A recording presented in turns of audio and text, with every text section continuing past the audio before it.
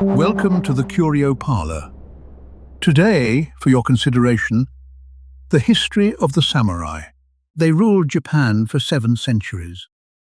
Most of their legend is myth. The samurai began not as noble knights, but as hired muscle, provincial enforcers collecting taxes for aristocrats who found the countryside beneath them. In Heian-era Kyoto, real power meant poetry and courtly rank. Fighting was dirty work, outsourced to rough families on the frontier. Those families learned war on horseback, with bows. By 1180, 2 warrior clans, the Taira and Minamoto, stopped serving the court and started fighting for control of it. 5 years of civil war ended at sea at Dan no Ura. The winner, Minamoto no Yoritomo, took a title that would define Japan for centuries: shogun. The emperor stayed as a figurehead. This was the samurai bargain.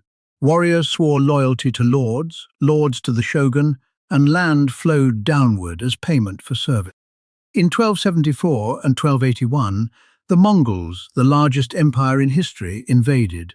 Duel-style samurai warfare met massed infantry and gunpowder bombs.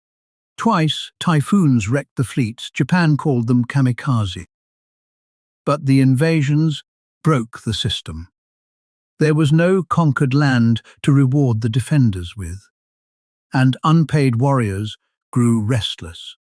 By the 1460s, central authority collapsed. A century of civil war followed the Sengoku era. War stopped being an aristocrat's duel and became mass infantry combat.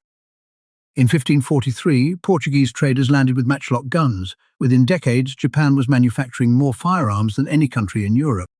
Castles grew from wooden stockades into stone fortresses. Armies grew from hundreds to hundreds of thousands. War became logistics. In 1600, at Sekigahara, one battle decided everything. Tokugawa Ieyasu's victory bought Japan 2.5 centuries of peace. And peace was the one enemy the samurai couldn't fight.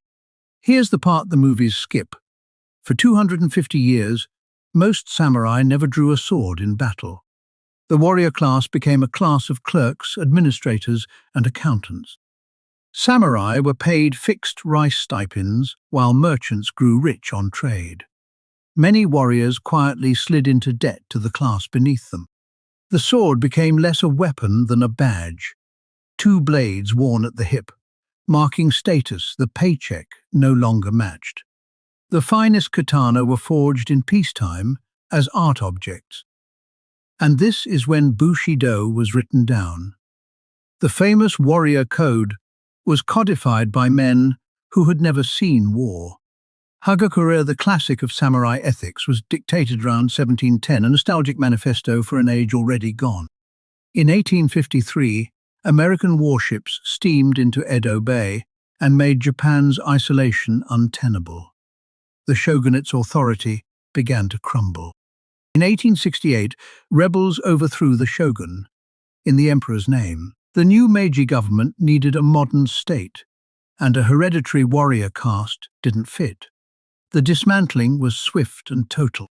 In 1871, the domains were abolished. In 1876, samurai lost the right to wear swords, and their stipends were bought out. Saigo Takamori, once a leader of the Restoration, led the last samurai rebellion in 1877, 40,000 men against a conscript army. Farmers with modern rifles ended 7 centuries of warrior rule. Then came the strangest chapter. In 1900, Nitobe Inazo wrote Bushido, the Soul of Japan, in English for Western readers. The chivalric, honor-bound samurai the world knows today was largely assembled after the samurai were gone, part memory, part marketing. Yet the real legacy is everywhere in modern Japan. In law, in schooling, in the ethic of duty carried into offices and factories. The myth says the samurai died with their swords. The record says they traded them for a nation. 7 centuries of warriors, 2.5 of peace.